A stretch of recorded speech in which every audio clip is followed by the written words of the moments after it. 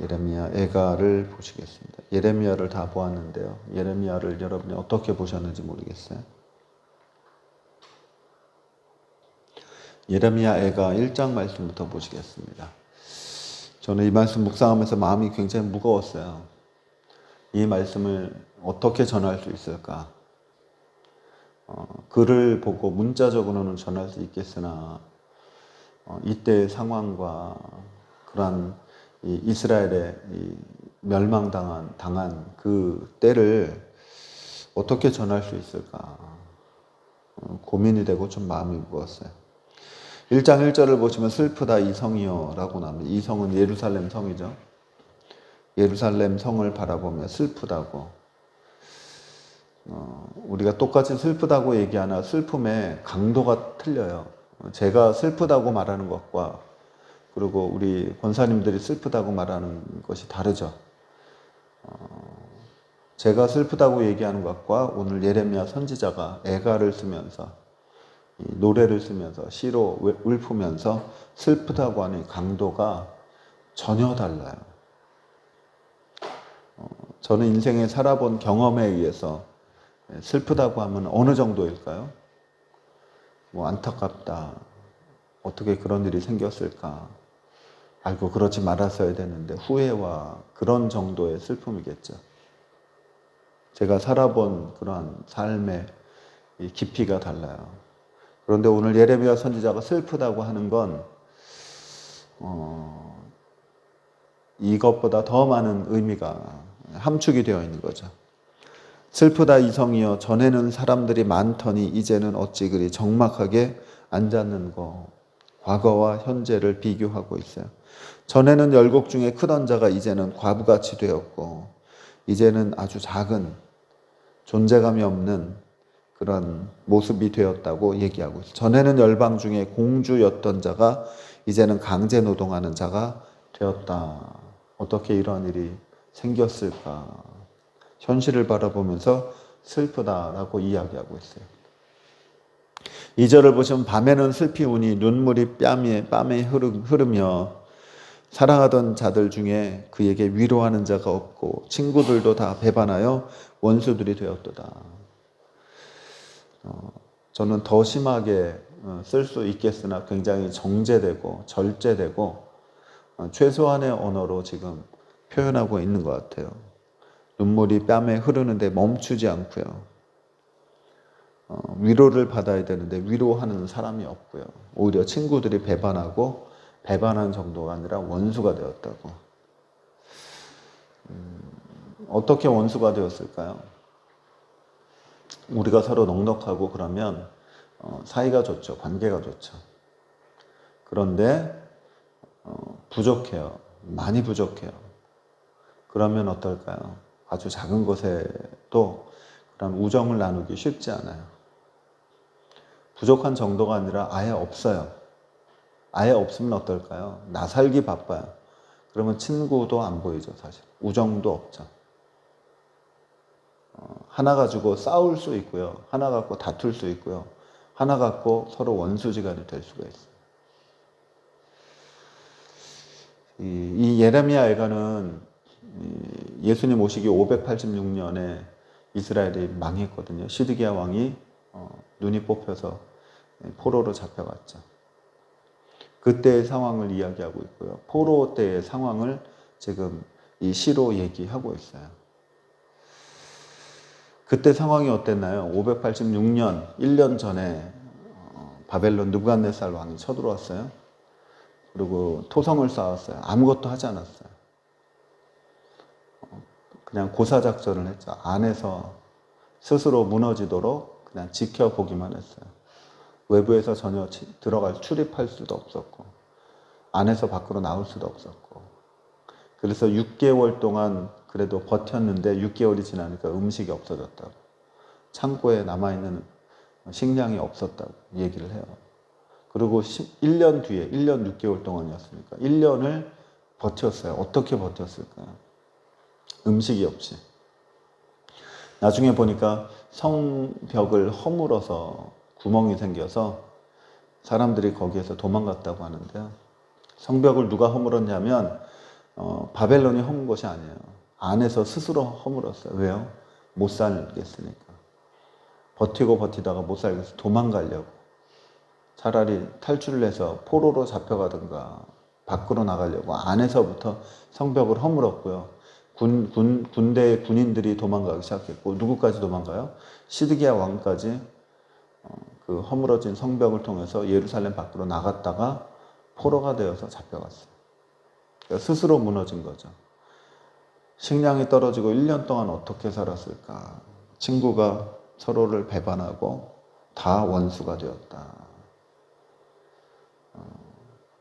3절에 유다는 환난과 많은 고난 가운데 사로잡혀 갔도다.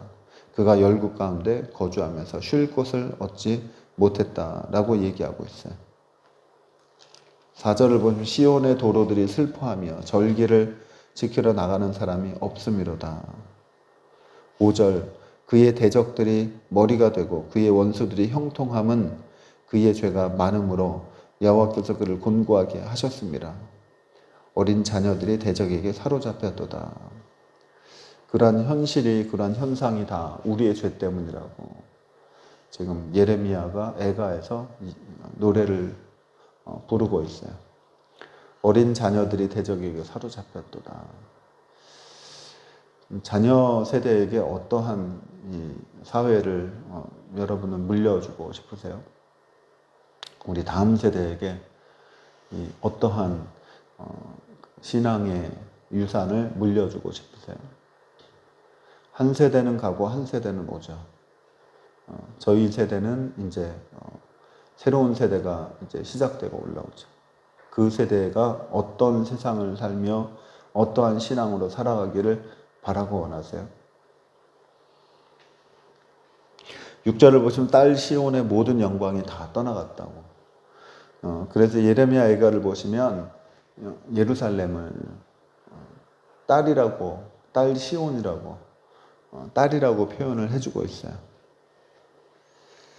11절을 보시면 그 모든 백성이 생명을 이으려고 보물로 먹을 것들을 바꾸었더니 지금도 탄식하며 양식을 구하나이다. 나는 비쳐나오니 여호와의 나를 돌보시옵소서. 금은 부어가 무슨 소용이에요? 아마 금덩이 하나로 작은 야채나 한 끼 먹을 수 있는 음식으로 바꾸려고 혈안이 되어 있었어요. 그거마저도 없을 거예요. 보물로 음식을 바꾸고 있다고 이야기하고 있어요. 보물뿐인가요? 16절을 보시면 이로 말미암아 내가 우니 내 눈에 눈물이 물같이 흘러내리며, 그 상황과 현장을 직접 눈으로 목격하면 울지 않을 수 없죠. 그럼에도 불구하고 18절을 보시면 여호와는 의로우시도다. 그러나 내가 그의 명령을 거역하였도다. 너희 모든 백성들아 내 말을 듣고 내 고통을 볼지어다. 나의 처녀들과 나의 청년들이 사로잡혀 갔도다. 하나님은 의로우신데 눈으로 펼쳐지는 현상은 의로운 하나님의 백성의 모습이 아니고요. 포로로 잡혀가고 서로 고통 속에 생존을 해서 처절히 몸부림치는 그런 현상이라고 지금 가슴을 치면서 눈에 눈물을 흘리면서 이 이야기를 하고 있고,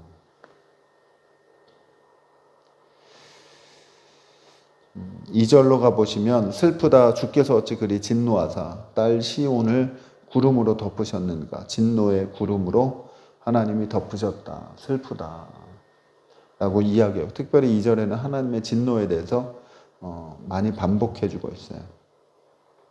11절을 보시면 내 눈이 눈물에 상하며 내 창자가 끊어지며 내 간이 땅에 쏟아졌으니 이는 내 딸 내 백성이 패망하여 어린 자녀와 젖먹는 아이들이 성읍 길거리에 기절함이로다. 상상해 보시겠어요? 어린 자녀들, 젖먹는 아이들이 길거리에 기절해 있어요. 그 장면을 보면서 눈에 눈물이 나고 창자가 끊어지는 고통과 간이 쏟아지는, 내장이 밖으로 나아가는 이 쓰라림과 비통함과 그냥 기절해 있는 것이 아니고 12절을 보면 그들이 성읍 길거리에서 상한 자처럼 기절하여 그의 어머니들의 품에서 혼이 떠날 때 어머니들에게 이르기를 곡식과 포도주가 어디 있느냐. 어머니가 아이를 품에 품고 그 아이가 죽는 순간 절규하는 거죠. 우리 아이를 먹일 곡식과 포도주가 어딨냐고. 젖도 나오지 않는 거예요. 아이한테 음식을 넣어야 되는데 넣을 음식이 없는 거예요. 아비규환이죠. 그 모습을 옆에서 바라보면서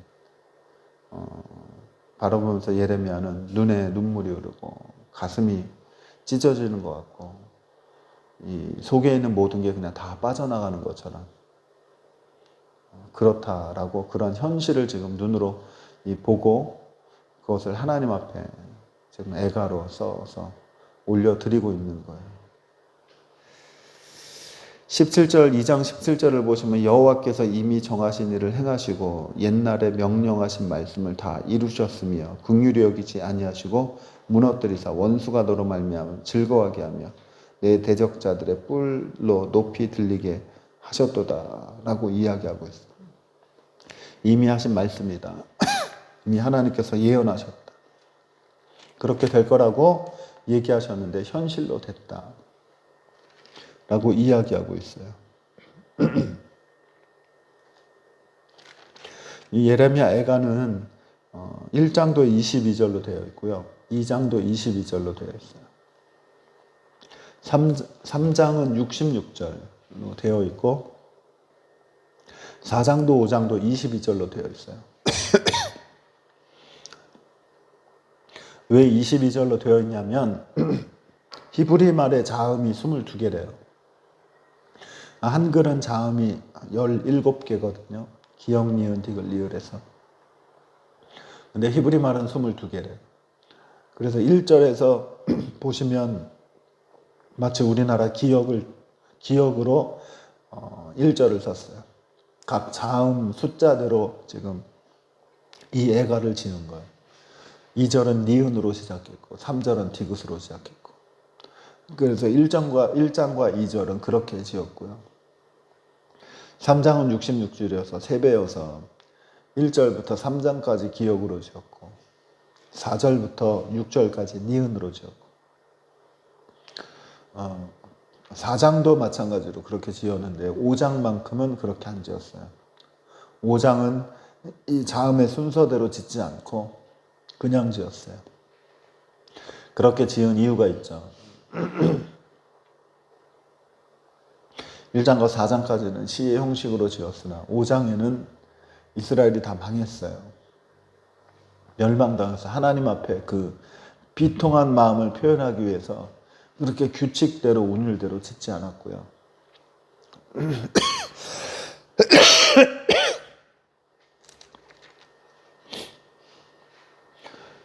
하나님께서 예언하신 대로 현실로 그렇게 이루어졌다라고 지금 이야기하고 있어요. 3장으로 가보시면 3장은 제일 가운데 있거든요. 3장의 내용들을 강조하기 위해서 분량을 3배로 늘렸어요. 3장 1절을 보시면 여호와의 분노의 매로 말미암아 고난당하는 나로다. 이스라엘 전체가 고난당하지만 특별히 예레미야 나 자신이 고난을 당하고 있다라고 이야기하고 3절을 보시면 종일토록 손을 들어 자주자주 나를 치시는도다. 나의 살과 가죽을 쇠하게 하시며 나의 뼈들을 꺾으셨고 고통과 수고를 쌓아 나를 애우셨으며 나를 어둠 속에 살게 하시기를 죽은 지 오랜 자 같게 하셨도다. 예레미야가 눈물만 흘린 것이 아니었고요. 1년 6개월 동안 살면서 예레미야가 어땠을까요? 봐라, 내가 예언한 대로 되지 않았냐. 그 사실에 대해서 사람들이 어떻게 반응을 했을까요? 아, 예레미야가 예언한 대로 정말 됐구나. 우리가 죄를 졌구나. 잘못했구나. 그런 겸손한 자세, 낮은 자세로 사람들이 살았을까요? 그것이 아니라 네가 이렇게 예언해서 됐다고. 너 때문이라고 사람들이 얼마나 예레미야를 손가락질하는 정도가 아니라 볼 때마다 때리고 못살게 굴고 예레미야가 뭐라고 그래요? 나는 어둠 속에 살고 있고 죽은 지 오랜 자 되었다. 얼마나 이러한 지금 상황도 어려운데 예레미야 개인이 겪고 있는 이 환경은 더 얼마나 힘들었을까요? 나는 죽은 자와 같다고. 나는 고통 속에 살아가고 있다고.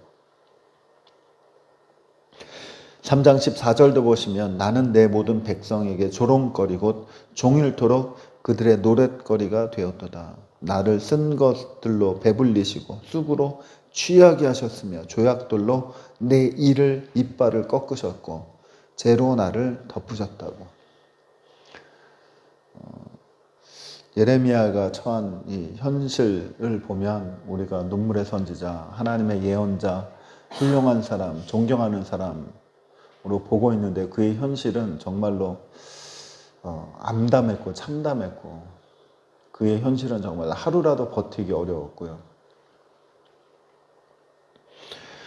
12절을 보시면 16절을 보시면 17절을 보시면 주께서 내 심령이 평강에서 멀리 떠나게 하시니 내가 복을 내어버렸으며 스스로 이르기를 나의 힘과 여호와께 대한 내 소망이 끊어졌도다. 19절 내 고초와 재난과 곧 쑥과 담즙을 기억하소서. 내 마음이 그것을 기억하고 내가 낙심이 되오나 21절 이것을 내가 내 마음에 담아 두었더니 그 고통과 아픔과 처절한 이 비참한 삶을 마음속에 그대로 담아두고 살았는데요. 21절 뒷부분을 보시면 오히려 나의 소망이 되었다라고 고백하고 있어요. 대단하지 않으세요? 어떻게 이런 소망이 있을까요? 고통만 있는데, 어려움만 있는데, 죽은 사람처럼 살아갈 수밖에 없는데, 거리를 나갈 수도 없고, 사람을 만날 수도 없고, 그런데 그것이 오히려 나의 소망이 되었다라고 고백하고 있어요. 여기에서 우리가 이 예레미야의 소망을 발견하고 우리의 삶 속에서도 이와 같은 소망을 담아두고 우리의 삶 속에서 적용하고 살아야 되는 것이죠. 22절을 보면 여호와의 인자와 긍휼이 무궁하심으로 우리가 진멸되지 아니함이니이다. 우리가 멸망당하고 있으나 아주 사라지지 않는다고. 우리가 고통과 고난과 재난과 재앙 가운데 살아가나 끝에는 다를 거라고 이러한 소망을 지금 이야기하고 있어요. 이 소망의 마음이 23절을 보시면 이것들이 아침마다 새로우니 주의 성실하심이 크시로소이다. 하나님은 성실하기 때문에 하나님의 인자와 긍휼은 무궁하시기 때문에 이것을 묵상해 보면 소망이 올라오는데 아침마다 내가 이렇게 생각한다라고 예레미야가 이야기하고 있어요. 24절 내 심령에 이르기를 여호와는 나의 기업이시니 그러므로 내가 그를 바라나이다. 사람들은 세상은 바라볼 게 아무것도 없는데 하나님을 생각하니 소망이 올라옵니다. 하나님을 생각하니 하나님의 긍휼과 자비와 하나님의 은혜를 생각하니 하나님이 나의 기업이시다. 라고 얘기하고 있어요. 25절 기다리는 자에게 구하는 영혼들에게 여호와는 선하시도다. 사람이 여호와의 구원을 바라고 잠잠히 기다림이 참 좋다라고 얘기하고 있어요. 예수님을 믿는 사람들의 특권이죠. 이 두 가지가 마음에 항상 있어요. 힘든데 살만하고 괴로운데 마음속에 기쁨이 올라오고 현실과 상황과 그런 모든 문제 속에 사로잡혀 있는데 성령께서 나를 어떻게 해요? 은혜 가운데 들어가게 하세요. 이 두 가지가 항상 있어요. 이것이 신앙의 균형이죠. 한쪽으로만 치우쳐지는 것이 아니라 내가 힘들어서 아이고 못 살겠습니다. 그렇게만 말하는 것이 아니라 못 살 것 같은데 주님 모시고 사니까 살만하네, 괜찮네. 이것도 지나가겠네. 이러한 소망이 우리 예수 믿는 사람들의 정말로 특권이죠. 아무것도 없어도 아까 우리 찬양한 대로 영광, 나의 영광, 앞으로 나에게 허락된 이 영광을 바라보는 것이 우리 그리스도인들의 특권이죠.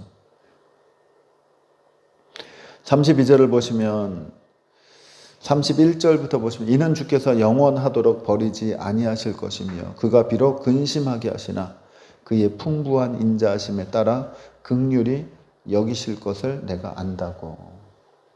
32절 주께서 인생으로 고생하게 하시며 근심하게 하심은 본심이 아니시라고.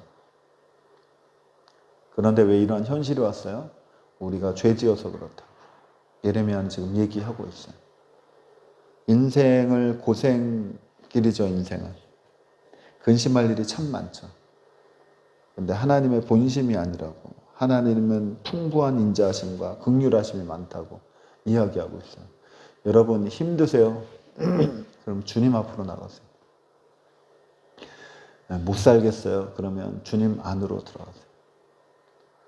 화가 나고 분노가 올라오고 그러세요? 그러면 무릎 꿇고 주님 앞으로 들어가 보세요. 주님의 인자와 자비와 긍휼과 주님의 그 풍성하신 은혜가 우리를 뒤덮을 거예요. 38절 화와 복이 지존자의 입으로부터 나오지 아니하느냐. 39절 살아있는 사람은 자기 죄들 때문에 벌을 받나니 어찌 원망하랴. 40절 우리가 스스로 우리의 행위를 조사하고 여호와께로 돌아가자라고 이야기하고 있어요. 우리가 잘못했는데 하나님께 대신 고쳐달라고, 대신 회복해달라고 우리가 기도할 때가 굉장히 많아요. 예레미야가 그러죠. 우리 죄 때문에 벌을 받는데 어떻게 하나님께 불평하고 원망하고 그렇게 말할 수 있냐. 우리의 행위를 다시 재조사하고 하나님께로 돌아가자고. 그러니까 문제가 해결되기 이전에 사실 우리가 해야 될 건 하나님께 나아가는 것이죠. 우리의 기도가 응답받기를 기다리기 전에 우리가 주님 앞에 나아가는 것이 먼저 우리가 해야 될 일이죠. 우리의 문제 해결과 응답은 하나님께 맡기고 우리가 해야 될 일은 하나님 안으로 깊이 들어가는 것이죠. 41절에도 우리의 마음과 손을 아울러 하늘에 계신 하나님께 들자. 마음을 들고 손을 들고 하나님을 향해서 들자라고 얘기하고 있어요. 이 예레미야 3장 제일 중간 부분에 이런 소망의 말씀이 담겨 있어요. 좌우 대칭하는 말씀이죠. 가장 강조하는 말씀이죠.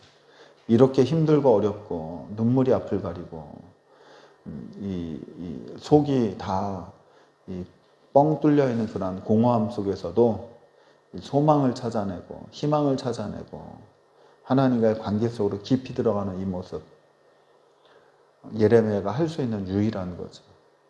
이스라엘이 멸망당하고 포로로 잡혀갈 때에도 할 수 있는 유일한 것은 하나님 안으로 들어가는 것 뿐이다 라고 지금 이야기해 주고 있는 거예요. 48절을 보시면 딸 내 백성의 파멸로 말미암아 내 눈에는 눈물이 시내처럼 흐르도다. 그래서 예레미야 선지자는 눈물의 선지자라는 애칭을 받게 됐죠. 눈물이 많아서가 아니에요. 감정적이어서가 아니고 보고 있으면 눈물을 흘리지 않을 수 없는 그 상황 때문에 그렇죠. 49절 내 눈에 흐르는 눈물이 그치지 아니하고 쉬지 아니하며 여호와께서 하늘에서 살피시고 돌아보실 때까지니이다. 언제까지 눈물을 흘린다고요? 하나님이 돌보아 주실 때까지. 그러니까 예레미야의 눈물은 하나님께 드리는 기도예요. 기도. 눈물로 씨앗을 뿌리는 자는 반드시 기쁨으로 단을 얻으리로다. 하나님 앞에 간절하게 애통하게 눈물로 우리가 통해 자복하며 기도할 수 있는 분들이 되었으면 좋겠어요. 나의 죄 때문에라도 우리가 통해 자복하고요. 우리 주변에 있는 사람들 대신해서 우리가 통해 자복하고 하다못해 지금 같은 그런 나라의 상황들 응급실을 못 찾아서 뺑뺑이 돌다가 죽어가는 사람들을 향해서 우리가 대신 울어줄 수 있는 하나님의 사람들, 정치인들 이러한 모든 상황 가운데 우리가 손가락질하고 평가하고 판단하고 누가 이렇다 누가 저렇다라고 얘기하는 것이 아니라 대신해서 울어줄 수 있는 사람들. 그 눈물이 뭐예요? 바로 기도이기 때문에 그래요. 눈물의 기도를 저도 흘리고 드리고 싶고 여러분도 그렇게 하나님 앞에 기도할 수 있는 분들이 다 되기를 간절히 소망합니다. 특별히 51절을 보시면 나의 성읍의 모든 여자들을 내 눈으로 보니 내 심령이 상하도다. 아까는 어떤 여자들을 봤어요?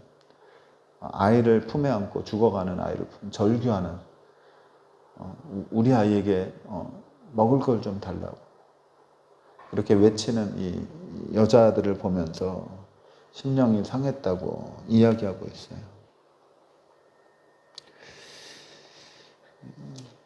4장으로 가보시면 4장 4절에 젖먹이가 목말라서 혀가 입천장에 붙으며 어린아이들이 떡을 구하나 떼어줄 사람이 없도다 라고 이야기하고 있어요. 이 물을 마시지 못하면 혀가 돌돌 말린대요. 말려 들어간대요. 아이들이 그렇게 되었다고 지금 이야기하고 있는 거죠. 그 정도가 아니고요. 4장 10절을 보시면 딸 내 백성이 멸망할 때에 자비로운 부녀들이 자기들의 손으로 자기들의 자녀들을 삶아 먹었도다 라고 이야기하고 있어요. 죽어가는 현실은 가슴 아프죠. 절규하죠. 흐느껴 울죠. 그런데 그 이후에 모습이 어때요? 죽은 자녀를 매장할 수가 없어요. 장례 치를 수가 없어요. 그 대신 음식으로 먹게 돼요. 먹는 심정이 어떨까요? 야, 음식이 생겼다라고 해서 먹을까요? 어쩔 수 없이 먹을 수밖에 없는, 우리가 헤아릴 수 없는 그러한 감정일 것 같아요. 입에 음식이 들어가요. 자녀들의 이 살이 고기가 되어서 입으로 들어가요. 그때 어떨까요? 눈에는 어떨까요? 표정은 어떨까요? 심정, 마음은 어떨까요? 그럼에도 불구하고 먹어야 되는 그런 상황은 어떨까요? 정말로 끔찍해요. 소름이 돋고요. 그런데 4장 13절을 보시면 그의 선지자들의 죄들과 제사장들의 죄들 때문이니라. 그들이 성읍 안에서 의인들의 피를 흘렸도다. 그동안 잘못된 예언을 했어요. 평화하다. 전쟁이 일어나지 않는다. 와도 하나님 우리를 지킬 것이다. 안심해라. 그렇게 예언하면서 여전히 죄를 방치하고 우상 숭배를 그냥 허용하는 그것에 대해서 이야기하죠. 죄가 그런 것 같아요. 큰 댐에도 댐이 한순간에 무너지는 게 아니라 아주 조그만 금이 나서 거기에서 물이 조금 새다가 점점 새다가 큰 댐이 완전히 와르르 무너지는 것처럼 아주 작은 부분, 그런 죄의 속성인 것 같아요. 세상에 타협하고 내 마음속에 죄를 그냥 담아두고 있고 해결하지 않고 회개하지 않고 돌아서지 않고 그러다 보면 눈덩이가 되어서 우리가 울어야 되는데 기도해야 되는데 울지 않고 오히려 손가락질하고 판단하고 정죄하고 함부로 여기고 하는 그러한 일들을 아무렇지도 않게 우리가 그렇게 하고 있는 것이죠. 5장 1절로 보시면 여호와여 우리가 당한 것을 기억하시고 우리가 받은 치욕을 살펴보옵소서. 하나님께 자비를 구하는 기도를 드리고 있어요. 7절 우리의 조상들은 범죄하고 없어졌으며 우리는 그들의 죄악을 담당하였도다. 우상숭배, 조상들로부터 했던 그런 수많은 우상숭배를 결국 그 죄의 값을 우리가 당하고 있다고 하나님 우리를 좀 살펴봐 달라고 얘기하고 있어요. 19절부터 보시면 마지막인데요. 여호와여 주는 영원히 계시오며 주의 보좌는 대대에 이르나이다. 주께서 어찌하여 우리를 영원히 잊으시오며 우리를 이같이 오래 버리시나이까. 여호와여 우리를 주께로 돌이키소서. 그리하시면 우리가 주께 돌아가겠사오니 우리의 날들을 다시 새롭게 하사 옛적같이 하옵소서. 주께서 우리를 아주 버리셨사오며 우리에게 진노하심이 참으로 크시니이다로 마무리를 해요. 아까 가장 중간에는 하나님을 향한 소망의 마음을 일으켰어요. 그런데 제일 마지막에 결말은 어떻게 해요? 주님이 우리를 완전히 잃어버리셨고 우리를 완전히 버리셨고 우리에게 당하는 이 화가 너무나도 크다. 이 어떠한 마음으로 마무리를 해요? 하나님께 감사하는 마음이 아니라 소망의 마음이 아니라 미래에 대한 희망의 마음이 아니라 현실에 대한 처절함. 여러분 그 마음속에 울분을 가지고 있으면 그것이 병이 된다고요. 오히려 울분을 토하고 속에 있는 것을 표현을 해야 쌓이지 않는다고 얘기해요. 예레미야 애가는 그러한 장이에요. 하나님께 우리가 잘못해서 받은 벌이지만 하나님 앞에 이스라엘 백성들의 울분과 탄식을 하나님 앞에 다 토해내고 있어요. 담아두지 않고 있고요. 하나님 우리를 완전히 버리셨다고. 하나님 우리를 완전히 잊어버리셨다고. 우리는 고아와 같다고. 우리는 이 상황에 놓여서 헤어날 길이 없다고. 길을 잃은 양이라고. 있는 현실을 하나님 앞에 막 토해내고 있는 거예요. 제가 이 말씀 묵상하고 오늘 새벽에 잠깐 기도할 때요. 우리가 기도를 너무 포장을 해서 좋은 것만 기도하려는 경향이 있어요. 근데 가감없이 우리에 있는 울분, 우리에 있는 한, 내 안에 있는 분노, 내 속에 있는 상처, 후회, 염려, 근심, 누구한테 꺼내놓을 수 없는 그런 속사정, 아주 깊은 우리의 것들을 하나님 앞에 다 꺼내놓는 것이 굉장히 중요하겠구나. 예레미야 애가가 바로 그런 것이구나. 눈물을 흘릴 수밖에 없는 현실을 다 토해내는 거야. 다 끄집어내는 거야. 하나님 앞에. 하나님께 불평하고 원망하는 것이 아니고 내 안의 것들을 다 끄집어내서 속을 청소하는 거죠. 우리가 기도를 이렇게 할 필요가 있겠구나. 듣기 좋은 말, 아름다운 미사여고. 그래서 야, 기도 참 잘한다. 그런 얘기 듣는 것이 아니고요.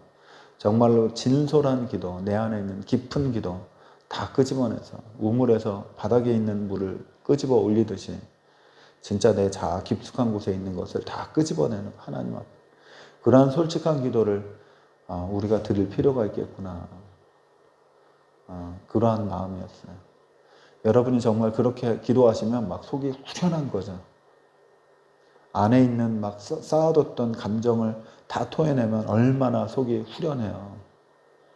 그런 것처럼 기도할 때 그러한 기도를 드려서 기도 드리러 나올 때는 발걸음이 무거우나 기도를 다 하고 나갈 때는 아주 그냥 날아갈 것 같은 그러한 기도의 생활을 하는 저와 여러분 되기를 간절히 소망합니다.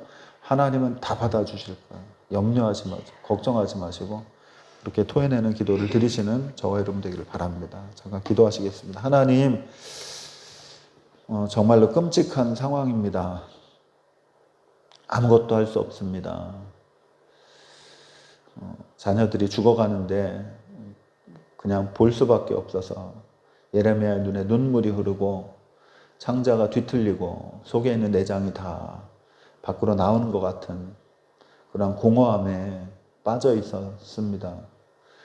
그 이후에도 죽은 아이들을 장사하지 못하고 오히려 음식으로 삶아 먹어야 하는 아이를 칼로 베고 살점을 띄어서 물로 끓이고 그 삶은 아이의 몸을 직접 먹어야 되는 정말로 참담하고 경악하고 있을 수 없는 그러한 현실 앞에 예레미야가 놓여 있으나 그럼에도 불구하고 하나님이 계시기에 하나님의 긍휼하심은 영원하시기에 하나님의 자비로우심 크시기에 아침마다 내가 이것을 동시에 기억한다고 하나님은 나의 소망이시라고 우리의 끝은 그래도 소망이 있다고 하지만 이 현실이 너무나도 참담해서 하나님 우리를 완전히 버린 것 같다고 우리는 길 잃은 고아들이라고 하나님의 기억 속에 완전히 사라진 그런 사람들이라고 울분을 토해냈습니다. 하나님 우리도 예레미야의 것처럼 그렇게 진정한 기도를 하나님 앞에 드리는 사람들 되게 하여 주시옵소서. 좋은 말만이 아니라 사람들이 들을 수 있는 말만이 아니라 아멘으로 화답할 수 있는 말만이 아니라 정말로 내 속에 있는 깊은 것까지 다 끌어올려서 주님 앞에 내어드리는, 그래서 내 안에 아무것도 없는 그러한 기도의 삶을 살아가는 하나님의 사람들 다 되게 하여 주시옵소서. 예수님의 이름으로 기도드립니다. 아멘.